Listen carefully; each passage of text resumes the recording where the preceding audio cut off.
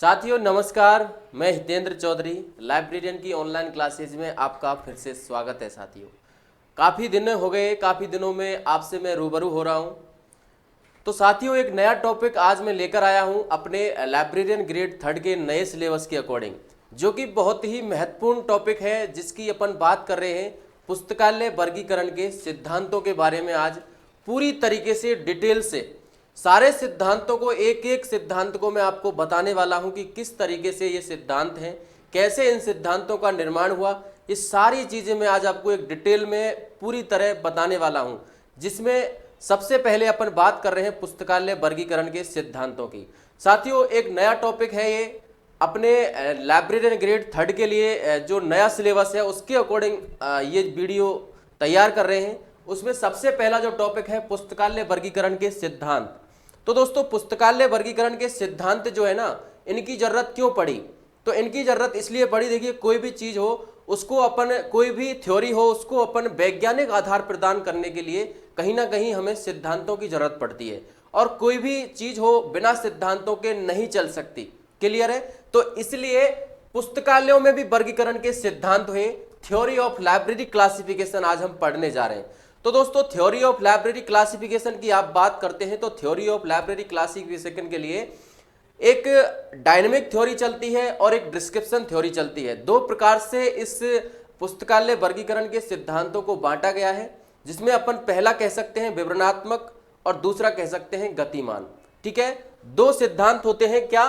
पुस्तकालय वर्गीकरण के सिद्धांतों के बारे में बता रहे हैं। अब दोस्तों देखिए ये जो सिद्धांत है ना, इन सिद्धांतों की अपन बात करें तो इन सिद्धांतों में सबसे पहले अपन पढ़ते हैं कि ये जो सिद्धांत है दो भागों में किसने इनको बांटा था।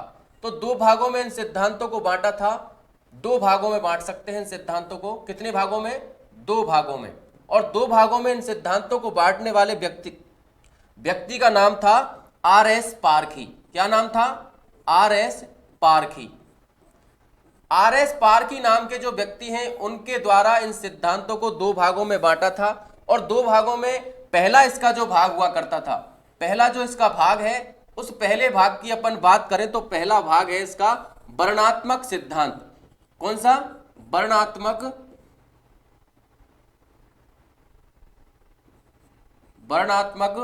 सिद्धांत। वर्णनात्मक सिद्धांत इनको कह सकते हैं। ठीक है, पहला कौन सा हो गया? वर्णनात्मक सिद्धांत, जिनको अपन बोल सकते हैं इंग्लिश में डिस्क्रिप्शन।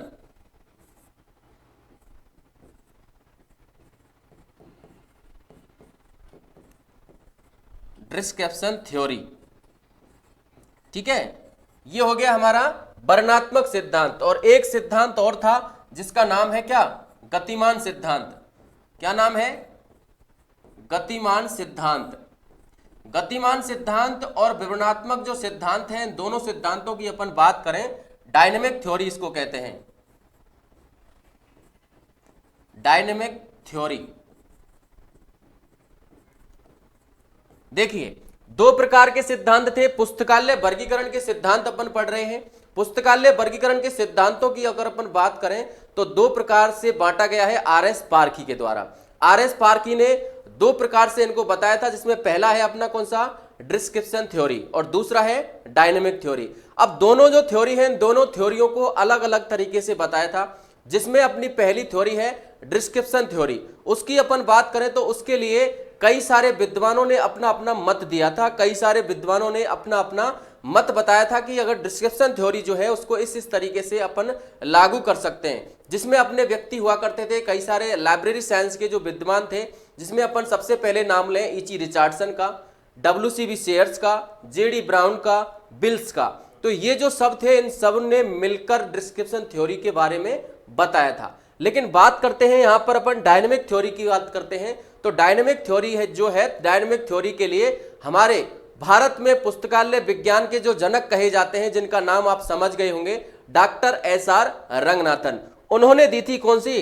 Dynamic theory. और ये जो डायनेमिक थ्योरी है, इसी थ्योरी पर पूरा डिपेंड करता है कौन सा? पुस्तकालय वर्गीकरण के सिद्धांत। लेकिन हम पहले पढ़ेंगे किसको? वर्णनात्मक सिद्धांतों के बारे में। वर्णनात्मक जो सिद्धांत है उनके बारे में अपन पहले पढ़ेंगे कि जो वर्णनात्मक सिद्धांत है इनको किस किस तरीके से बांटा गया था। वर्णनात्मक सिद्धांत। वर्णनात्मक सिद्धांत, देखिए ये जो सिद्धांत है ना, इस सिद्धांत की अपन बात करें तो सबसे पहले एक व्यक्ति थे जिनका नाम था क्या, ईसी रिचार्डसन। क्या नाम है, ईसी रिचार्डसन। अब ये ईसी रिचार्डसन जो है ना, इनकी अपन बात करें तो इन्होंने क्लासिफिकेशन के लिए थ्योरेटिकल एंड प्रैक्टिकल नाम की एक पुस्तक दी थी, जिसको उन्होंने 1901 में दिया था। कौन सी पुस्तक, क्लासिफिकेशन थ्योरेटिकल एंड प्रैक्टिकल। तो उस पुस्तक में इन्होंने बताया था कि वर्णनात्मक जो थ्योरी होती है उस थ्योरी को हम किस तरीके से बता सकते हैं, जान सकते हैं। तो इन्होंने उसमें बताया कि वर्णनात्मक जो थ्योरी होती है, कोई भी थ्योरी होती है, यदि हम किसी क्लासिफिकेशन स्कीम के लिए अगर कोई थ्योरी देना भी चाहते हैं तो उसमें इन्होंने कहा कि अंकनों का प्रयोग होना चाहिए, ठीक है। और अंकनों में भी मिश्रित अंकन का इन्होंने प्रयोग ज्यादा बताया था। किन्होंने, ईसी रिचार्डसन ने। क्लियर है। दूसरी अपन बात करें तो इन्होंने ये कहा था कि कहीं ना कहीं हर जो भी होता है उसमें हेल्पिंग सीक्वेंस, सहायक अनुक्रम की विधि का प्रयोग करके ही अपन उनका क्लासिफाइड करें, ठीक है। तीसरा इन्होंने कहा कि कोई भी पद्धति हो उसमें इंडेक्स का होना बहुत जरूरी है। ये सारी बातें किन्होंने कही थी, ये कही थी ईसी रिचार्डसन ने। तो ईसी रिचार्डसन की अपन बात करें तो इन्होंने क्या किया, इन्होंने एक पुस्तक दी थी,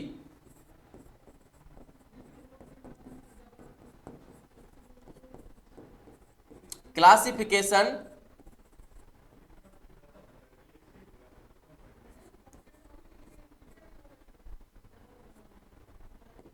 थ्योरेटिकल एंड प्रैक्टिकल। ये इन्होंने पुस्तक दी थी कब, 1901 में। इसमें इन्होंने बताया था ईसी रिचार्डसन ने, और ईसी रिचार्डसन ये कैसे थे, ये पहले विद्वान थे, पहले विद्वान थे ये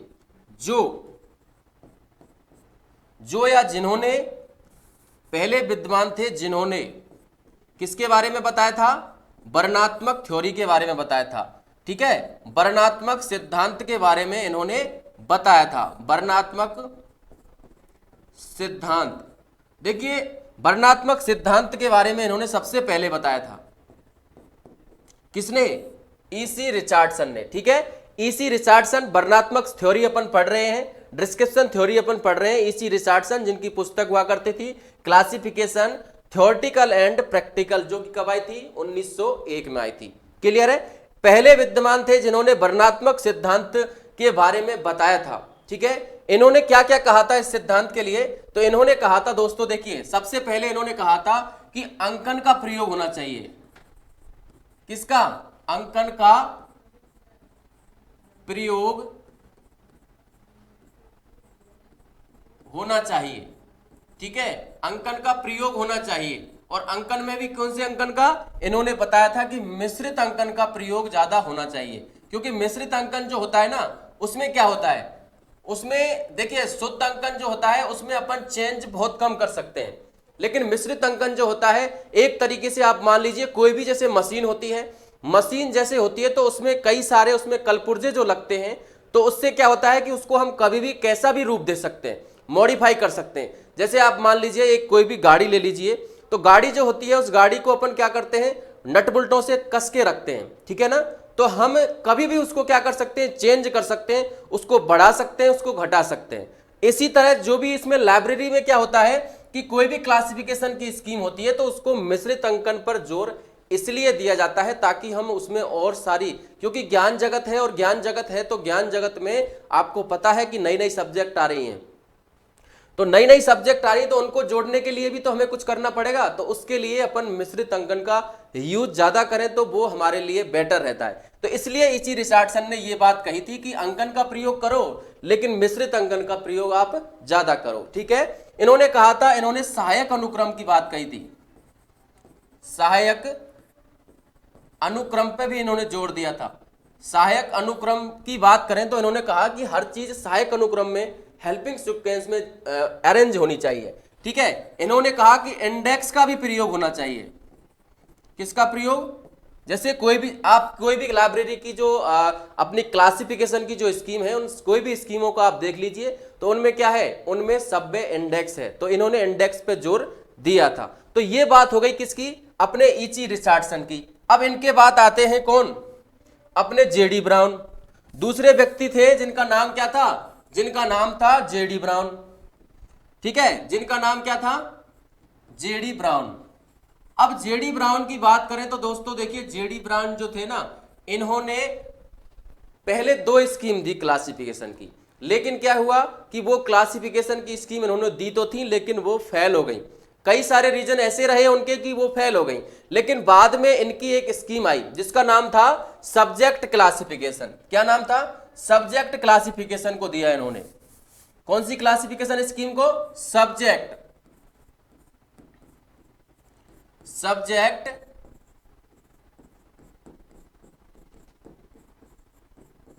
क्लासिफिकेशन, सब्जेक्ट क्लासिफिकेशन को इन्होंने दिया था। और सब्जेक्ट क्लासिफिकेशन को इन्होंने दिया था कब, 1906 में। 1906 में सब्जेक्ट क्लासिफिकेशन को इन्होंने दिया था, जिसमें इन्होंने एक दी थी वन प्लेस थ्योरी। कौन सी थ्योरी दी थी, वन प्लेस थ्योरी जिन्होंने दी थी, ठीक है।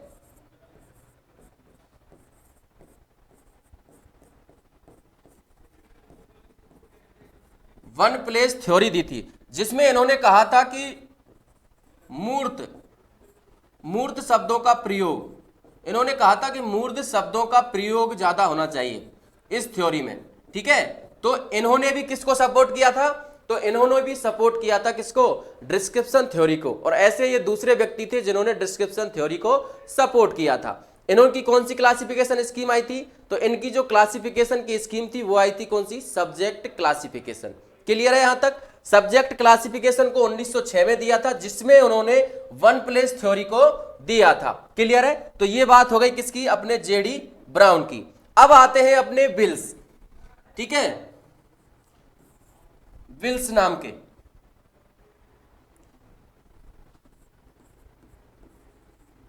ये जो विद्वान है ना, इन्होंने भी अपनी बिब्लियोग्राफिक क्लासिफिकेशन को दिया। इन्होंने बिब्लियोग्राफिक क्लासिफिकेशन को दिया था, और बिब्लियोग्राफिक क्लासिफिकेशन में इन्होंने किसके बारे में बताया था, विवरणात्मक थ्योरी के बारे में बताया था।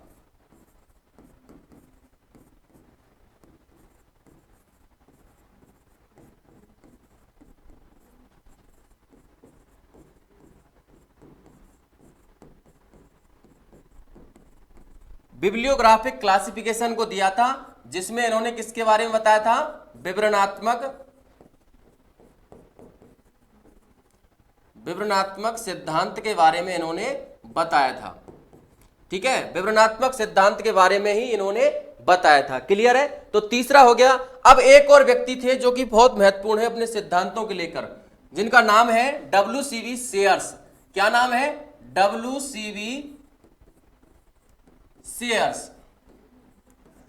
तो WCB शेयर्स की अगर अपन बात करें तो WCB जो शेयर्स थे ना, ये कहीं ना कहीं पुस्तकालय विज्ञान के अपने कह सकते हैं इनको व्याकरणाचार्य। अब व्याकरणाचार्य क्यों कहते हैं वो मैं अभी आपको बताता हूं। देखिए ये थे, इन्होंने कई सारी पुस्तकें लिखी थी WCB शेयर्स ने। सबसे पहले मैं इनकी बात करूं तो इन्होंने सबसे पहले शब्द दिया था एक कैनन।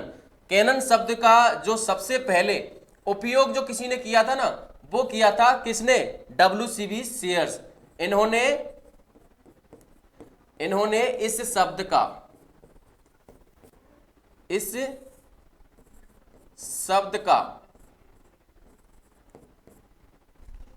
प्रयोग, इस शब्द का, किस शब्द का, कैनन शब्द का प्रयोग सबसे पहले किया था। सबसे पहले किया था, ठीक है। सबसे पहले इन्होंने कौन से शब्द का प्रयोग किया था, कैनन शब्द का इन्होंने सबसे पहले प्रयोग किया था, ठीक है। अब इन्होंने सबसे पहले इस शब्द का प्रयोग किया था। इसके साथ साथ क्या है कि कई सारी इनकी पुस्तकें हुआ करती थी, जिसमें अपन कह सकते हैं क्लासिफिकेशन ऑफ ग्रामर, ठीक है, classification of grammar, classification of manual of classification, ठीक है, manual of classification, introduction of classification, ठीक है, इंट्रोडक्शन ऑफ क्लासिफिकेशन, ठीक है, ग्रामर ऑफ क्लासिफिकेशन। कौन कौन सी पुस्तकें थी, सबसे पहले अपन बात करें ग्रामर ऑफ क्लासिफिकेशन।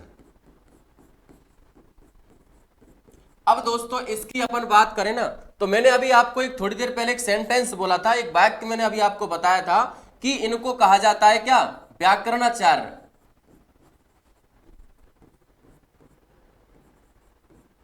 क्या कहा जाता है इनको, व्याकरणाचार्य कहा जाता है। किसके, पुस्तकालय वर्गीकरण के,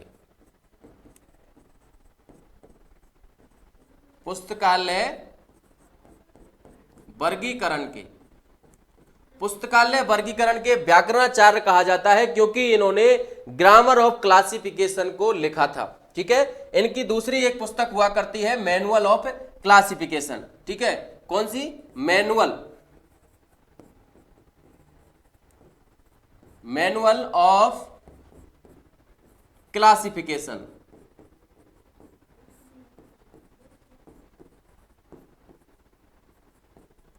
ठीक है, एक और है इनकी इंट्रोडक्शन,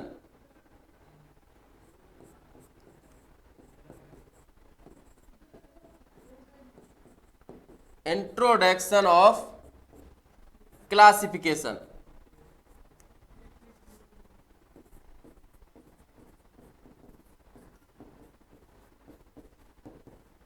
तो ये सारी जो पुस्तकें हुआ करती थी, किसकी हुआ करती थी, अपने WCB शेयर्स की मैं बात कर रहा हूं, जो कि किसको सपोर्ट कर रहे हैं, विवरणात्मक थ्योरी को। आप इस चीज को मत भूलना कि हम विवरणात्मक थ्योरी के बारे में, अभी तक विवरणात्मक थ्योरी के बारे में पढ़ रहे हैं, डिस्क्रिप्शन थ्योरी के बारे में अपन पढ़ रहे हैं, जिसमें ग्रामर ऑफ क्लासिफिकेशन को किसने दिया था, जिसमें ग्रामर ऑफ क्लासिफिकेशन को देने वाले WCB शेयर्स थे। ठीक है, WCB shares grammar of classification को देने वाले थे।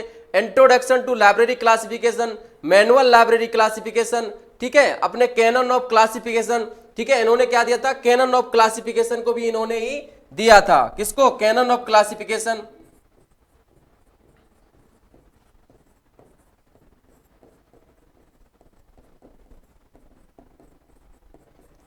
तो ये सारी जो इन्होंने दी थी किसने, WCB शेयर्स। आपको पता ही होगा किसकी है ये, WCB shares.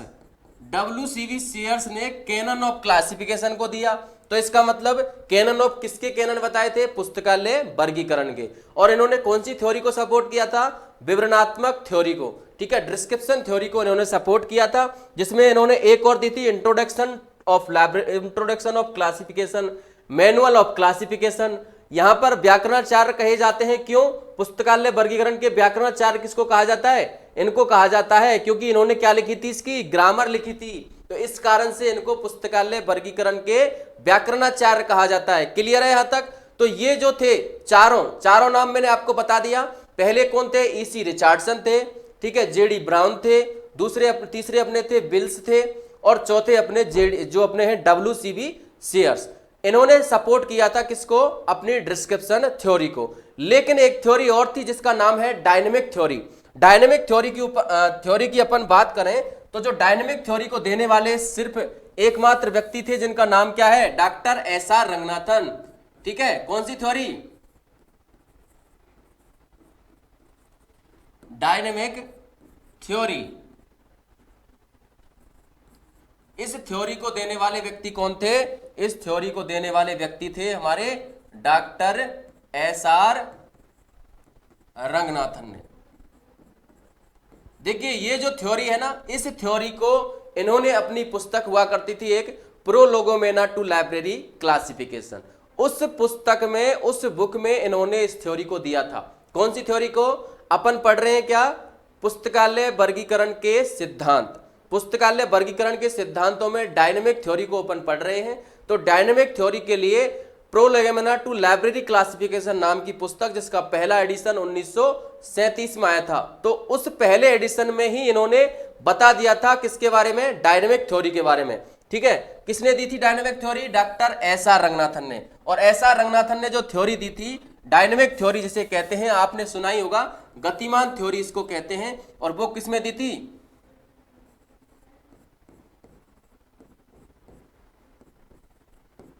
प्रोलोगोमेना to library classification. ठीक है, ये पुस्तक थी और इस पुस्तक का जो पहला एडिशन आया था, पहला एडिशन आया था 1937 में। 1937 में जब इसका पहला एडिशन आया था तो इन्होंने गतिमान सिद्धांत दिया था। गतिमान सिद्धांत के लिए इन्होंने उपसूत्रों का निर्माण किया और उपसूत्रों का जो निर्माण किया था तो इन्होंने सबसे पहले निर्माण किया कितने उपसूत्रों का? 28 उपसूत्रों का। 28 उपसूत्रों का सबसे पहले इन्होंने निर्माण किया था। कितने उपसूत्र दिए थे? 28 उपसूत्र इन्होंने दिए थे। ठीक है, 28 उपसूत्र उन्होंने दिए थे। किसमें? प्रोलोगोमेना टू लाइब्रेरी क्लासिफिकेशन नाम की पुस्तक में। क्लियर है? यहां तक आपको क्लियर हो गया होगा। फर्स्ट एडिशन हो गया। ये कौन सा एडिशन हो गया? फर्स्ट एडिशन हो गया। अब इसके बाद में चलते हैं अपन सेकंड एडिशन पर। ठीक है, कौन से एडिशन पर? सेकंड एडिशन पर। सेकंड एडिशन की अपन बात करें तो आपको पता ही है अपन सेकंड एडिशन किसका पढ़ रहे हैं? प्रोलोगोमेना टू लाइब्रेरी क्लासिफिकेशन का सेकंड एडिशन पढ़ रहे हैं। और सेकंड एडिशन इनका कब आया था? 20 साल बाद में आया था। और 20 साल बाद कितने हो जाते हैं? 1957। तो 1957 में क्या आया?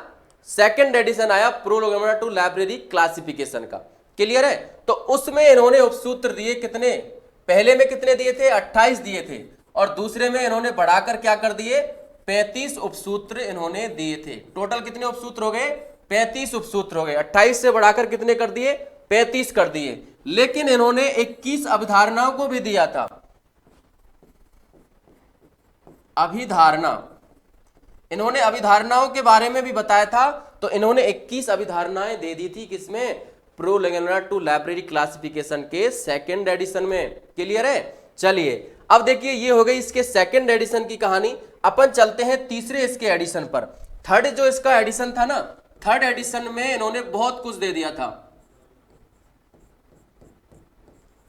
थर्ड एडिशन की बात करते हैं और थर्ड एडिशन 10 साल बाद में आया था 1967 में।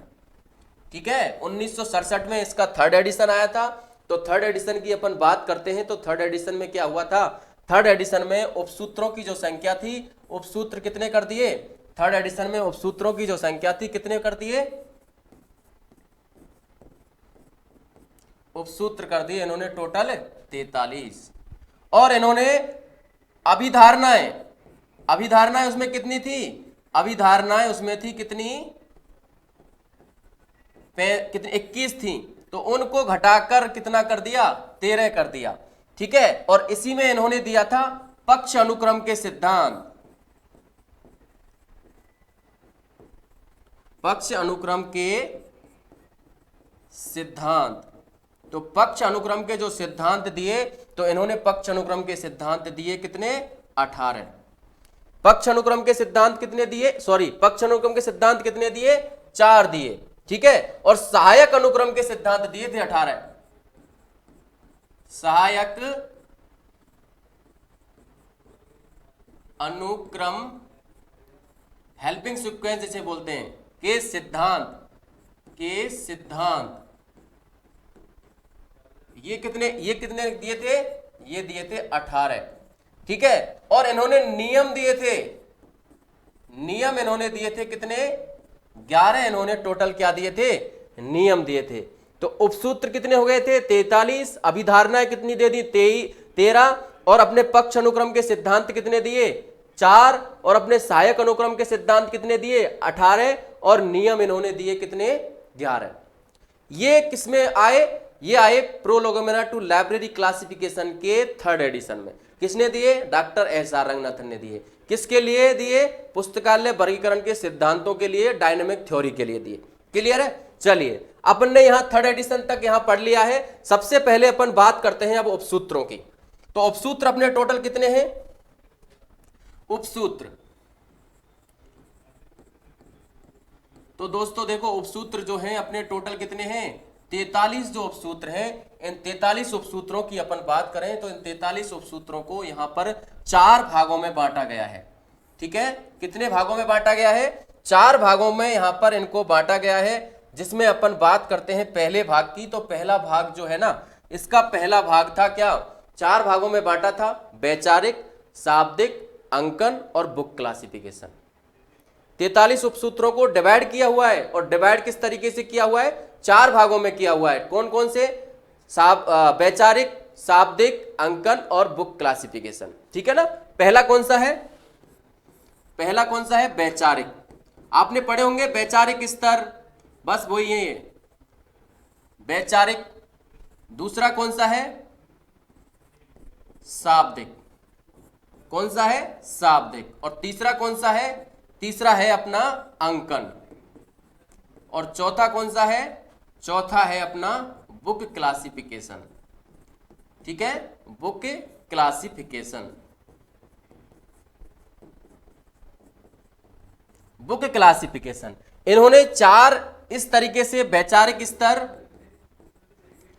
शाब्दिक स्तर, अंकन स्तर, इस तरीके से इन्होंने डिवाइड कर दिए थे। और डिवाइड करने के बाद यहां पर अपन बात करें कि यहां पर देखिए इन्होंने 15 4 दिए थे, ये 21 दिए थे ये, और ये दिए थे कितने? 3।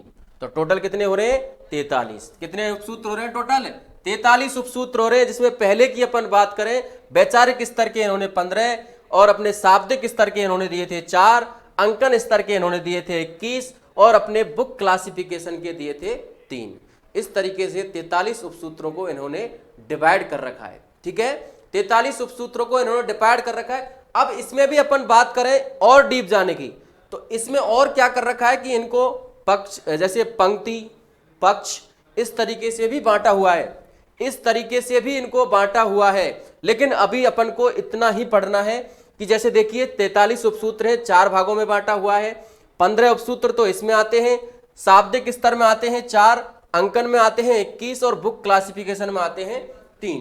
अब देखिए इन सबको याद करना होता है। अब इन सबको याद करना होता है तो सबको याद करना बहुत कठिन है। थोड़ा थोड़ा सबके बारे में जान सकते हैं, लेकिन फिर भी आप देखिए इन दो को तो याद कर ही लेना, शाब्दिक स्तर को और अपने बुक क्लासिफिकेशन को। क्यों? क्योंकि इनमें उपसूत्रों की संख्या कम है। यदि आपको जैसे मान लीजिए कोई भी प्रश्न होगा और प्रश्न में आपको आंसर इस तरीके, प्रश्न जो होगा उसमें 4 ऑप्शन होते हैं। 4 ऑप्शनों की अपन बात करते हैं तो 4 ऑप्शनों में से आप मान लीजिए ये 2 ऑप्शनों को लेके क्लियर हो जाओगे कि इन 2 का तो है नहीं, रहेंगे आप 2। अगर थोड़ा बहुत दिमाग लगाओगे तो शायद जहां तक पॉसिबिलिटी रहेगी कि सही कर दोगे। और रही बात इसकी, तो मैं आपको इन सबको ही बताऊंगा, बिल्कुल सबको ही बताऊंगा। 15 उपसूत्र कौन से हैं, 4 कौन से हैं, 21 कौन से हैं, 3 कौन से हैं। लेकिन आप याद कर सको, अपनी कैपेसिटी क्या है उस हिसाब से देख लेना। क्लियर है? चलिए अब देखते हैं इन्होंने उपसूत्रों को कितने भागों में बांट दिया? 4 भागों में। अब जो नियम है ना, नियम कितने दिए थे? नियम दिए हैं अपने कितने? 11। नियम कितने दिए हैं इसमें? 11 नियमों को दिया है। कितने नियम दिए हैं? 11 नियम। और 11 नियमों को भी 2 भागों में बांटा गया है। ठीक है, 11 नियमों को भी 2 भागों में बांटा हुआ है, जिसमें अपन कह सकते हैं एक तो होता है बेसिक लॉ। कौन सा लॉ? इन लॉज को 2 भागों में बांटा गया है।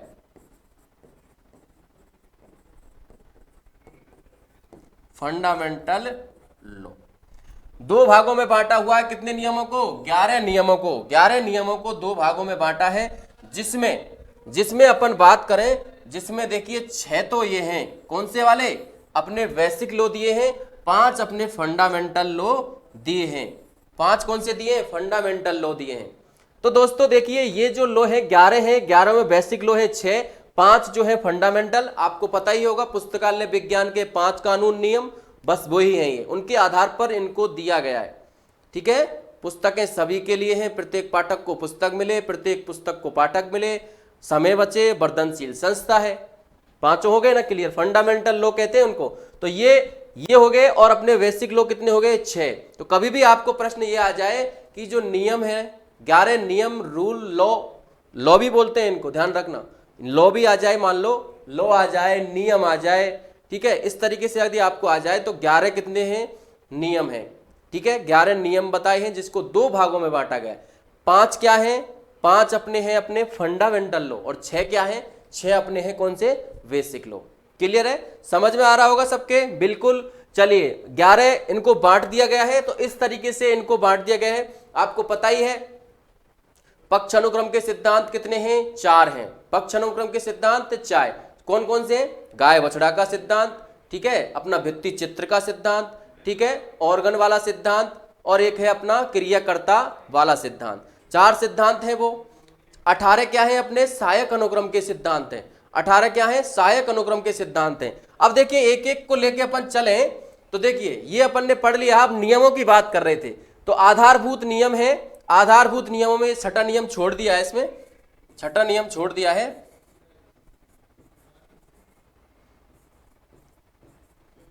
फेरफोरी लॉ।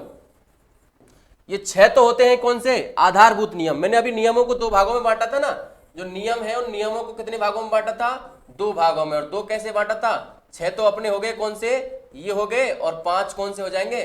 Fundamental law. अब 5 फंडामेंटल लॉ हो जाएंगे।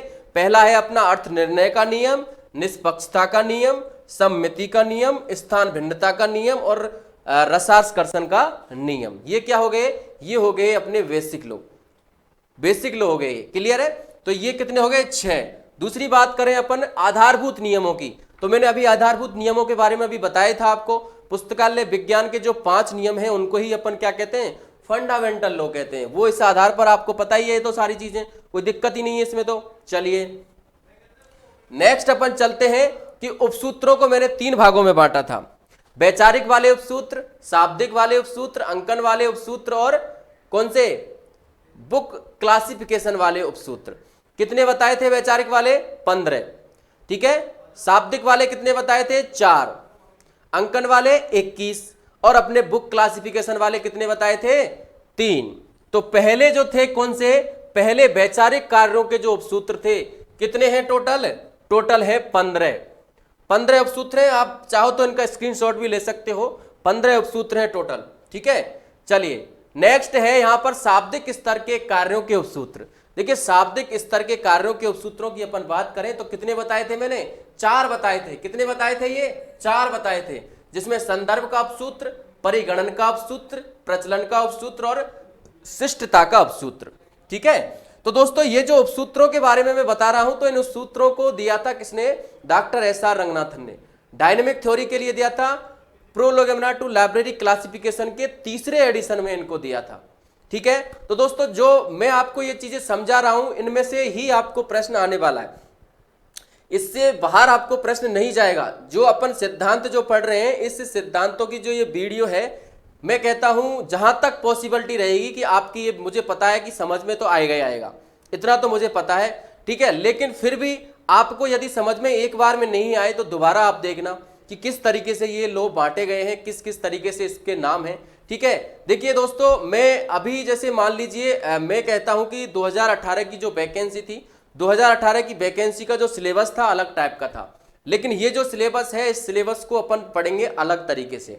ये प्रैक्टिकली है, पूरा की पूरा प्रैक्टिकली है, कोई बात नहीं, लेकिन घबराने की बिल्कुल भी जरूरत नहीं है आपको, ठीक है। आप लोग हमारा सपोर्ट कीजिए, हम लोग आपका सपोर्ट करेंगे, कोई दिक्कत नहीं है, ठीक है। देखिए दोस्तों, जैसे अब ये जो लो है, इन लोगों को अपन अब की बार पढ़ रहे हैं, पढ़ने को हम पिछली बार भी पढ़ रहे थे, लेकिन पिछली बार अपन इनको डीप नहीं पढ़ रहे थे, लेकिन अब की बार हमें थोड़ा डीप पढ़ना पड़ेगा।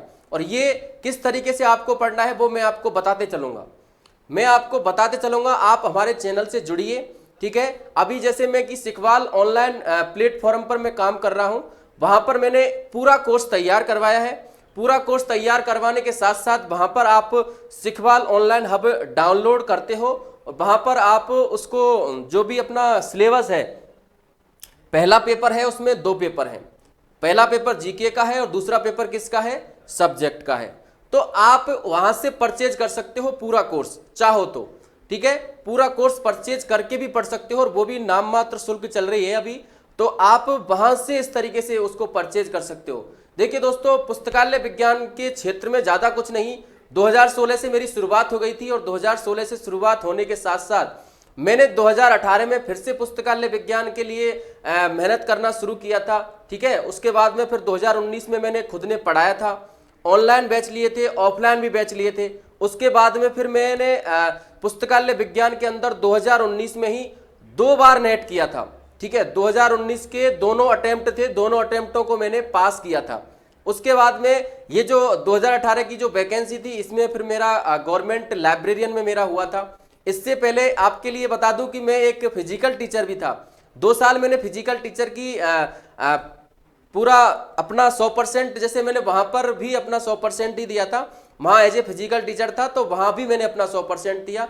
बाद में मेरे को लाइब्रेरी साइंस से ही ज्यादा लगाव है तो इसलिए मैंने लाइब्रेरी साइंस को ही चुना। जब मेरा सिलेक्शन इसमें हो गया उसके बाद में ही मैंने फिर क्या किया कि उसको छोड़कर इसको ज्वाइन कर लिया था। ठीक है, तो दोस्तों मुझे क्या है कि ज्यादा कुछ नहीं कह सकता, पर इतना तो पता है कि प्रश्न कहां से किस तरीके से बनते हैं, कैसे प्रश्न बन सकते हैं, कहां से प्रश्न आ सकते हैं।